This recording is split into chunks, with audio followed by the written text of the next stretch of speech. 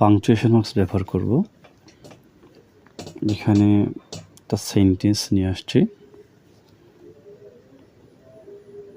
শুরুতে মিস্টারটা আমাদের এমটা ক্যাপিটাল হবে, সেন্টেন্স স্টার্টিং লেটারটা ক্যাপিটাল হবে।